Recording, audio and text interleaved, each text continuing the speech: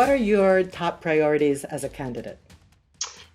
As a candidate, I am really trying to make sure that I am door knocking on every door of folks that live in neighborhoods all throughout the city.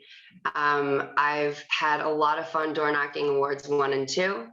I've had great conversations with folks, all the way up to 6 and 7. I think it's really important to connect with everyone because the at-large position is really unique in that way. And I think in the past, there have been times where folks from wards 1 and 2 and 3 and 4 often don't feel heard. And so that's really what I'm trying to do. I set an ambitious goal of knocking on 50 doors a day. And so it keeps me busy, but I'm having great conversations, and I'm really trying to find people who don't typically get heard. One of the other things that has been really awesome is just getting people registered to vote and to really understand what's happening this election season, the different options they have available to them so that they really understand who they can vote for and, what that process looks like. So it's been really great to be a candidate and to just get my voice out there and meet a lot of really awesome residents. What are your top priorities should you become a city councilor? So if I'm elected to city council at large, it's really going to be important to me that the city council meetings are as efficient and productive as possible. There's a lot of rules and regulations that happen throughout a city council meeting, and what I've learned from watching a lot of the city council meetings over the last 2 years is that oftentimes the rules aren't consistently followed. So what ends up happening, it gets confusing for folks. It's confusing for the people that are trying to tune in. And then the meetings end up lasting, 4 or 5 hours. And that doesn't really encourage civic engagement and getting people involved and understanding what's happening. So I think that's really important to really dive into as soon as I join the council.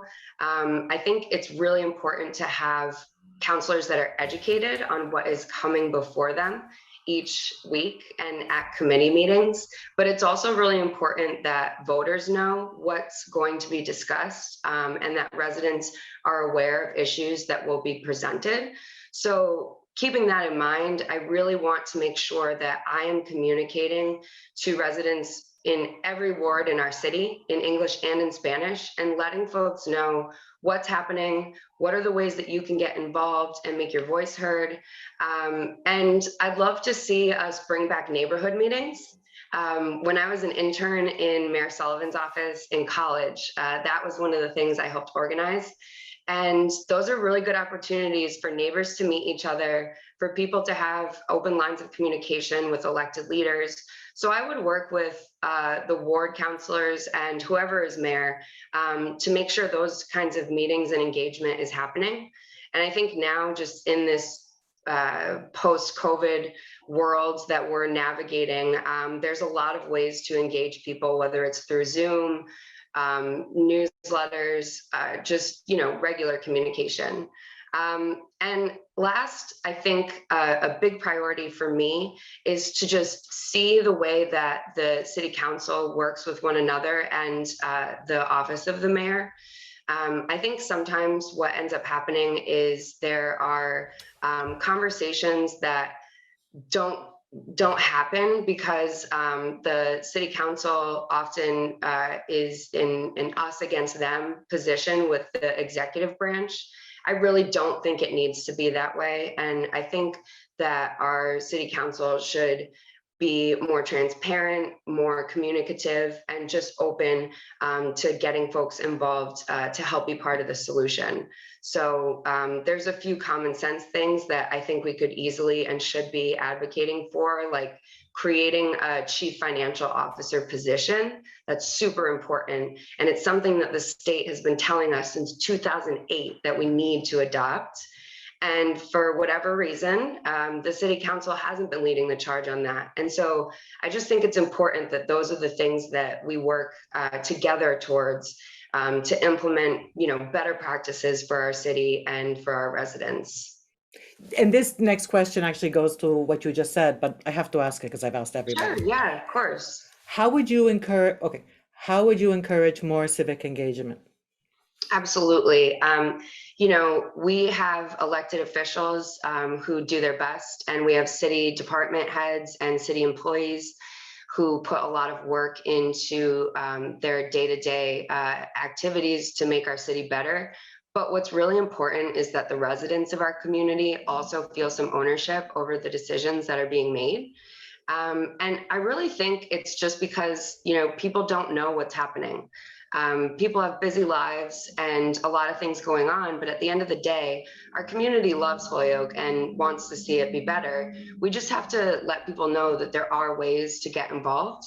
So some of the things that I would love to do as a city councilor would be, open office hours. So if you have an issue in your community that you want to be addressed or have someone from the city know about, these forums would be a great opportunity for people to just come hear what's happening, but also let me and other counselors know really what is important to them. And, I think one of the most basic things is there's a lot of opportunities for people to get involved on various commissions in the city. But unfortunately, what I've found is they aren't often publicized. What are the most pressing issues facing businesses, and how would you propose to resolve them? I love this question because for my day-to-day full-time job, I actually run an entrepreneurship program here in the city. And so between that and working in planning and economic development for about 3 years, I learned a lot about the challenges that are facing business owners, whether they've been in business for decades here in the city, or they're looking to expand, or they're looking to get started. We hear a lot of people talk about the need to streamline the permitting process, but what I've found is unless you've worked at City Hall and really know the internal workings of the permitting process, it's really hard to be able to come up with a plan on how to streamline the permitting process. And so I think that's what makes me a unique candidate is I have had that experience and I've seen the downfalls and the gaps. And what the reality is that there's a lot of work that needs to be done internally. We need to support city departments better who are responsible for the permitting process. One of the things that I did while I worked at City Hall was I put together an inventory of every single permit that the city issued. This took me months. And it was a very cumbersome process. And what I found from that experience is that there is a lot of misunderstanding between, not just between departments, but also between the city council and the officials at City Hall who are responsible for permitting. So I think it really requires a full support of both the city council, the mayor, the department heads to take a look at what permits get issued and why they get issued. Because I think what people will find and what I found in my own research was that the department that issues the most permits is actually the city council. And that shouldn't necessarily be the case. I think we have to trust the folks that are working in city departments like the Board of Health and the fire department and just various departments who can supervise this process. And I think sometimes with the council, doing less is actually doing more for our businesses. So that's a big part for me is just providing my own professional knowledge of the permitting process to hopefully make it better for folks. Because what we see is just frustration from contractors or people who are trying to open their business and they get tossed around to different departments and they don't know who they're supposed to talk to. And it does not have to be that way. To lead on that as well, there's a lot of city permits and ordinances that get passed by the council, and they're either A, not actually able to be enforced, or there's no process for how to enforce that. And there isn't a follow-up to see how is this permit working? Is it actually helping? So I think we need to be more proactive and just really make sure that we're communicating with the people who are doing the day-to-day work. And then just in general, I think, overall, we need to really work towards making sure properties are ready for development, that there's land that is not only developable, but is properly zoned. So we just need to take a proactive approach to economic development and business support, because I think, we have a history of just responding to challenges instead of trying to set up the structure that we need to make it easier to do business here. What has the city done right lately? I love this question. There's a lot of things. I know that we have our challenges, but the city has done a lot right lately. I'm thrilled to see the mix of projects in the pipeline when it comes to housing. I think there's, a lot more work to do, but the fact that, there's the Library Commons project through Wayfinders, the South Holyoke Homes project, recently announced the Far Alpaca building, 216 Appleton. That project has been in the works since I was at City Hall in 2015. These projects take a long time, and they require a lot of different sources of funding. They require, different incentives, but it's so needed, because when you have places for people to live, that's how the other stuff, the restaurants, the businesses, that's how they come and follow, and so it's been great to see the recent investment and advocacy for those projects, and I'm hopeful that as a councilor I would be able to continue to support those efforts, because even with Library Commons, there was about 1,300 people who applied for housing for a very considerably small amount of apartments. So there is a need for housing, but it does have to be a mix, whether it's some places like the Cubit that are market rate, and then we can have senior housing like 216 Appleton, and affordable home ownership opportunities. It needs to be a good, diverse mix. So I'm excited to see that, and really looking forward to seeing those projects finally come to fruition. And the people in our community, they're doing great things that are making the city great. Just last weekend, we were at the food truck festival that was put on by some downtown business owners on High Street. It was awesome. The crowd was great. Everyone is having fun, and there were awesome vendors and food trucks. And that was led completely by business owners and residents and members of the community. The city supported it in shutting down the street and getting the permits, but at the end of the day, it's really our people who make this such an awesome city. And so, as city councilors, as city officials, we need to support them in those efforts. We need to be the champions for these projects and these different types of community events. And I'll also just say that, the city does a lot with very little. And, I think we need to invest in our employees. They're not the enemy.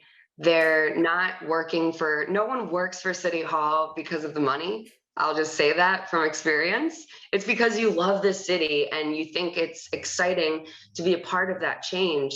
And so, for all of the challenges that City Hall faces, they are doing the best that they can. And I'm hopeful to be a councilor that can support them in serving even better city services to our residents, in providing quality attention to their needs. And, I think we got to come together and really work together as a council and change the change the narrative and change the vibe that happens in council meetings so that people want to get involved, because it really does take a village.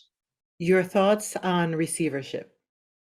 Yes, this is a great, tough question. I went through the Holyoke Public Schools. I went to Ian White, Peck, and then I graduated from Holyoke High School in 2007. And it's crazy. Receivership was always this threat that kind of loomed over us, even then in the early 2000s. And the reality is, there is not a district in the state that has gone into receivership and has gotten out of receivership. And I think we have to ask why. And I think, as city councilors, we need to be advocating for, more opportunities for our district to retain teachers, to support our current superintendent, who's a product of the public schools himself, which is awesome. And we need to work with our state delegation to really advocate that Holyoke and similar gateway cities are getting the resources that they need and the funding that they need. I think it's really hopeful that the Student Opportunity Act passed recently, and I know it was put on hold because of COVID, but that can be transformational for us. And I think for far too long, Holyoke and other gateway cities have really struggled to provide for students because we haven't been adequately funded. And so that's kind of what I believe the city council should be doing, is advocating for those opportunities and working cohesively with the school department and our state delegation. And, I am in favor of seeing us build a new middle school. And, I went to Peck and it was in rough shape in 2003. And here we are in 2021. And our students deserve a good place to learn, despite what people think. Unless you've been in that environment and you've been in that school day to day, it is hard to learn in an environment where you feel like you're not being taken seriously by the powers that be, because there's no air conditioning and there's no windows in your classroom, and the technology is lacking. So I am in favor of building a new middle school, but I think that we need to come up with a plan that ensures that our city's residents are not going to feel that burden too much, because that's not fair to them. That's not the way to make things happen. And so I was advocating for the proposal a couple of years ago to build 2 new middle schools, but I realized after that process that, voters had real concerns about their taxes being raised, and we didn't do our best to answer those questions.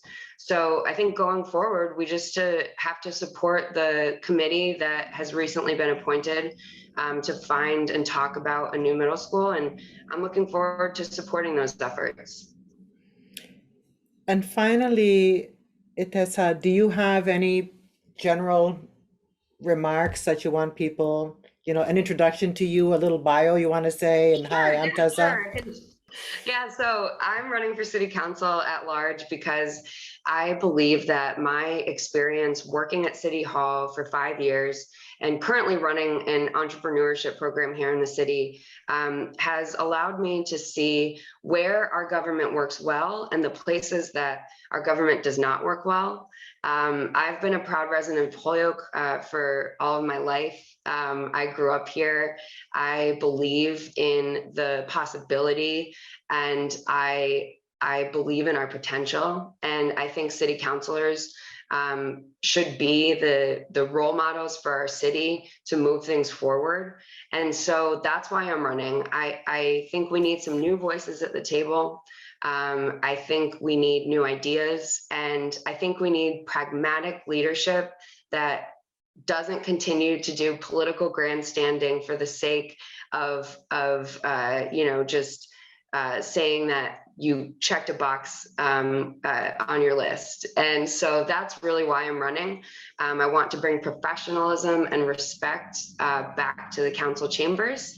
And I hope that folks will check out my website, tessaforholyoke.com, and just learn a little bit more about me, get in touch, and remember to vote on November 2nd.